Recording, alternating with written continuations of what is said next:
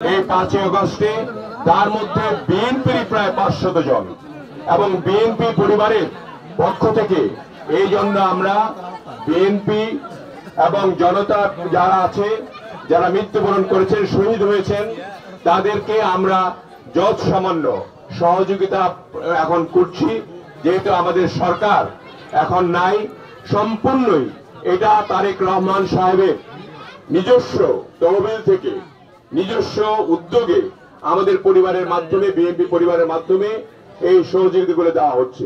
পূর্বে আমরা দিনাজপুর, সিলেট, নরসিংদী এবং বিভিন্ন জেলা সফর করেছি, সেখানে শহীদ পরিবারদের পাশে দাঁড়িয়েছি।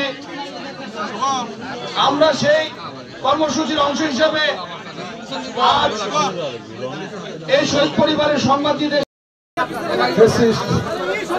হাসিনা সরকারকে উদ্ধার করতে গিয়ে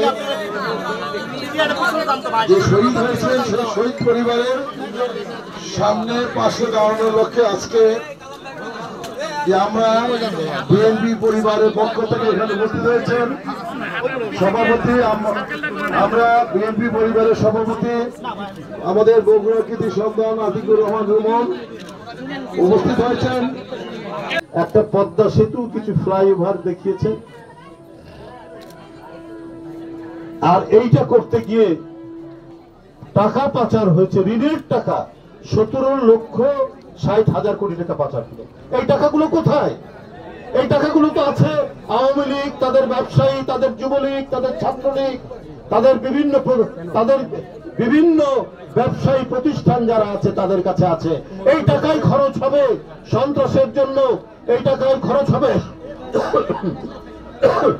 গণতান্ত্রিক শক্তির বিরুদ্ধে। এই টাকাই এখন খরচ করা হচ্ছে নানাভাবে, যার আমরা বহিঃপ্রকাশ দেখেছি গোপালগঞ্জে।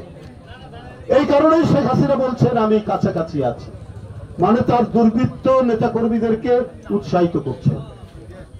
আপনি যতই কাছাকাছি আসবেন ততই তো বাংলাদেশের ঘন মেঘ আরো বেশি ঘন হবে, আরো অন্ধকার আচ্ছন্ন হবে, আরো কত শিশু কিশোরের জীবন যাবে, আরো কত রাস্তায় আপনার পিচ ঢালা রাস্তা সেটি যে রক্তে রঞ্জিত হবে তার কোনো ইয়াত্তা থাকবে না।